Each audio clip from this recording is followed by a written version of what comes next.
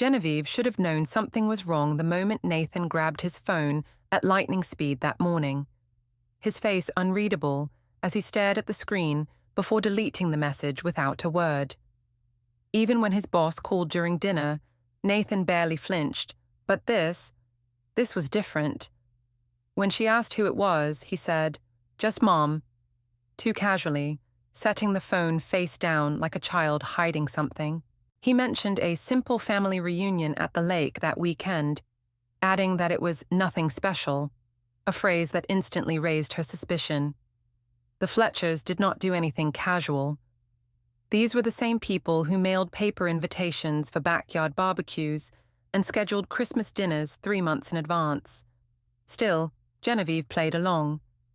She buttered her toast and nodded, asking which lake they were visiting. "The usual. The one we went to for Dad's birthday," Nathan replied, already walking toward the coffee maker. "Just the old crowd, golf, market talk. You'd hate it." He kissed her forehead and went upstairs to shower, leaving her at the table, staring into her untouched coffee. Something about his tone, his body language, the way he avoided eye contact, all of it scraped at her instincts. They had been married 5 years, and Genevieve had never fully been accepted into the Fletcher family fold. No one ever said it outright, but she felt it in the way conversations dimmed when she entered the room, in the inside jokes she never understood, in the way holidays always seemed to be rescheduled when she could not attend. Last Christmas, she thought things were improving when Nathan's mother complimented her casserole and his sister showed her apartment photos. But now, with every breath Nathan took that morning, she could feel the truth, the lie, pressing between them. Still, she smiled, nodding at his excuse, while something inside her whispered that this weekend would be the beginning of something she would never be able to forget or forgive. It was supposed to be a distraction.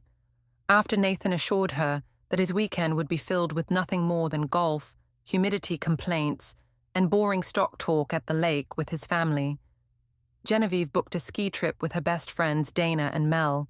It was spontaneous, a little impulsive, but after the strange way Nathan had reacted to her offer to join him, she needed the distance. She needed space to breathe. The lodge smelled of pine wood and cinnamon, with a roaring fireplace that melted away the unease in her chest.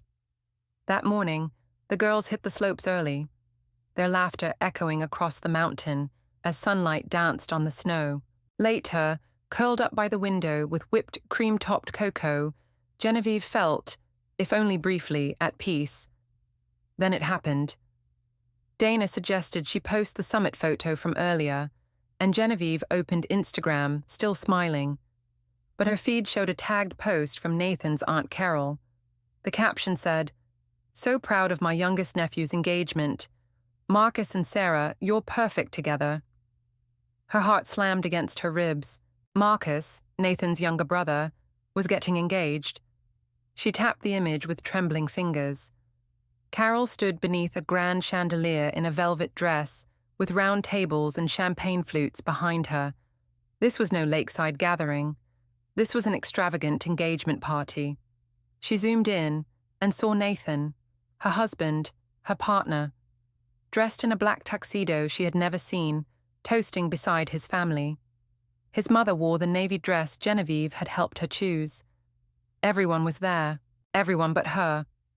She scrolled through photo after photo, a group shot of the family, Nathan giving a speech, Marcus proposing while a piano played in the background. She was not just excluded, she was erased. Her hands shook, her breath came in shallow bursts, and then she posted it. That summit photo, her face to the sun, snow-capped peaks behind her. The caption, "Turns out the mountains were more welcoming than some families. If you have ever felt invisible or excluded from what you had every right to be part of, comment yes below. And do not forget to subscribe so more women can find the strength in stories like this." Back in the lodge, Dana and Mel read the caption aloud. "Girl, you just shook their perfect night from miles away," Mel whispered. But Genevieve did not smile. She was just getting started. The post spread faster than Genevieve ever imagined. Within an hour of publishing her mountain selfie, the one with her face tilted toward the sun, captioned, "Turns out the mountains were more welcoming than some families," her phone buzzed with reactions. At first, it was friends from work and college acquaintances liking the photo. Then came the comments. Subtle, curious, supportive. But soon, it turned into something else entirely. She watched in real time as the image began circulating through social circles she never thought would care. Her college roommate messaged, "Spill the tea when you're ready." Her old neighbor commented, "The mountains never lie." But it was the messages from Nathan's family that hit harder than she expected.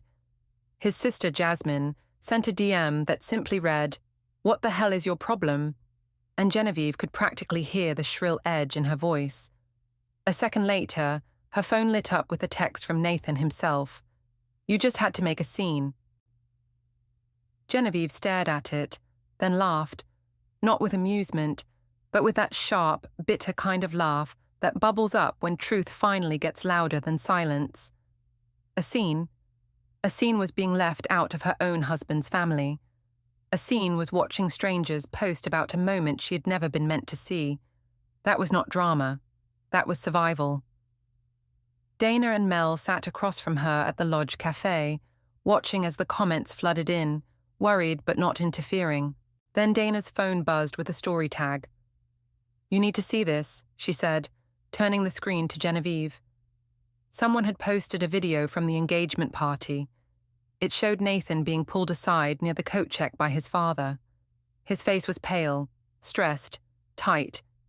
In the background, Marcus's fiancée was wiping tears, and someone murmured, "Your wife. Family matters. Not the time." 15 seconds of shaky footage was all it took.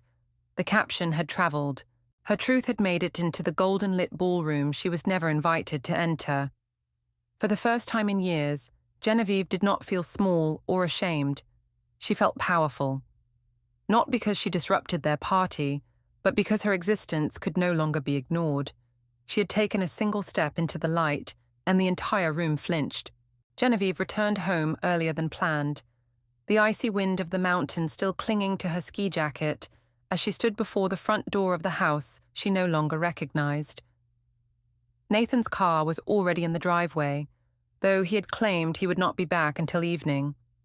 The moment she stepped inside, the air felt heavier, like the walls themselves knew what was coming. He was standing in the kitchen, still dressed in a crisp white button-down and charcoal slacks, clothes far too formal for lakeside golf. His hair was neatly styled, not windblown or relaxed. She froze in the doorway, suitcase still in hand. Before she could speak, he said it. "You made everything worse." Not, "How was your trip?" Not, "I'm sorry." Just blame, thrown like a stone before her suitcase had even hit the floor. Genevieve felt something inside her crystallize. She set her bag down slowly and replied, "Worse than lying to your wife? Worse than deliberately excluding me from your brother's engagement?" Nathan rubbed the back of his neck and looked down at the floor, mumbling something about how Mom wasn't comfortable with the idea of you being there. Her voice turned to ice. "Your mother wasn't comfortable with the idea of your wife attending a family celebration." Nathan tried to explain, said it was complicated, said his family had a certain way of doing things, but Genevieve was done translating cowardice into diplomacy. "Did you fight for me?" she asked, her voice low but unwavering. "When she said I shouldn't come, did you even try to push back?" His silence screamed the answer. He had not. Instead, he had nodded, packed a tuxedo, and driven off to toast his brother, while his wife planned a girls' trip to avoid getting in the way. She walked past him to the stairs, her eyes sweeping over the house, the framed photos, the shared throw blankets, the mugs still in the sink. They were all part of a life she now realized was staged. "Where are you going?" he called. She paused on the stairs, hand on the banister. "To pack, because the only thing worse than being excluded is realizing the person you trusted most helped make you disappear." And Genevieve had no intention of vanishing quietly. Upstairs, the room Genevieve once called theirs, felt like a stranger's guest room. Everything looked the same, her books neatly stacked, the blanket folded just how she liked it, but the warmth had evaporated. She reached into the closet and pulled out the old suitcase she'd brought with her 5 years ago, when she moved in full of love and optimism. Now, she packed with mechanical precision, sweaters, jeans, her grandmother's necklace, only what belonged to her. Everything they had chosen together, the framed prints, the matching coffee mugs, the anniversary gifts. She left behind like set pieces from a story that had never really been about her. Nathan stood in the doorway, arms at his sides, watching her. "The note," he said quietly. Genevieve looked up, expression unreadable. "What about it?" He shifted, his voice small. "I saw it. I carried it with me all weekend." She walked over to his nightstand, where the pink sticky note sat slightly crumpled. The heart she had drawn, once so hopeful, now looked like something left behind by a child. She picked it up, smoothed the crease, and placed it gently on his pillow, not as a token of love, but as evidence of who she had been before the truth found her. He said nothing. He did not ask her to stay. Not really. And even if he had, it would not have mattered. The damage was not from a single night, but from years of quiet exclusions and small betrayals that had finally collapsed under the weight of her realization. As she walked toward the front door, suitcase in hand, her phone buzzed. It was Mel. "That couch still available?" she asked when Mel answered. 10 minutes, Mel replied. No questions asked. Nathan sat on the bottom step of the staircase, his head in his hands. "I never meant for it to happen like this." She looked at him one last time. "I know," she said softly. "But that's the problem. You never meant for me to find out at all." With that, she stepped through the doorway not as Nathan's wife, but as Genevieve, uninvited, underestimated, and finally unbound. The couch in Mel's apartment would be her sanctuary. Small, maybe. Temporary, yes. But for the first time in years, it would be hers. Genevieve had barely been at Mel's apartment for 3 days when the ripple effect of her mountain post began to reshape everything. At first, it was the silence. Jasmine unfollowed her. Nathan's mother blocked her entirely. But for every door that slammed shut, 2 more opened. The DM started with a trickle. A woman from Michigan wrote, "Your story is my story. I thought I was crazy. Thank you." A local follower messaged, "I know exactly which family you're talking about. You're better off without them." And then came the unexpected one. From Emily, Nathan's cousin, the only family member who had ever treated her with warmth. "I am so sorry. We didn't know until the last minute. When I asked about you, Aunt Patricia said, 'Family only.' I should have said something. I should have stood up for you. I'm ashamed I didn't." Genevieve called her that night. They spoke for hours, confirming what she had long suspected. The Fletcher family had orchestrated her erasure. Events were planned behind her back, conversations poisoned by Patricia's steady drip of disapproval, and Nathan, he had never pushed back. He just nodded, Emily admitted. He said it would be easier that way. Easier, as if their marriage were an inconvenience, something to be smoothed over for the sake of keeping everyone else comfortable. But Genevieve no longer prioritized their comfort. She filled her days with purpose, yoga classes with Mel, laughter-filled dinners, and the kind of silence that felt peaceful rather than cold. One evening, while scrolling through Instagram, she stared at the photo that started it all. Her caption had not just been a moment of pain, it had become a lifeline. She could have deleted it. Nathan's business was suffering, and she knew. But she also knew that pretending never healed anything.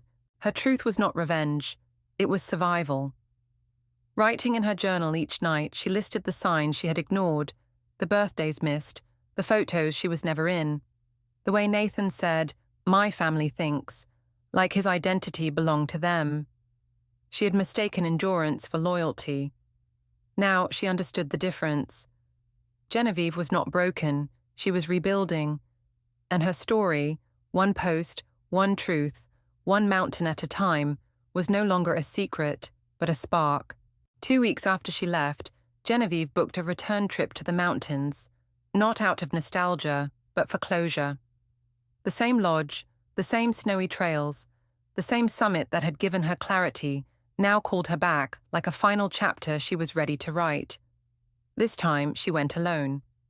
No Dana or Mel to distract her with laughter, no buzzing phone full of messages, just her thoughts, and the sharp, clean air of high-altitude honesty.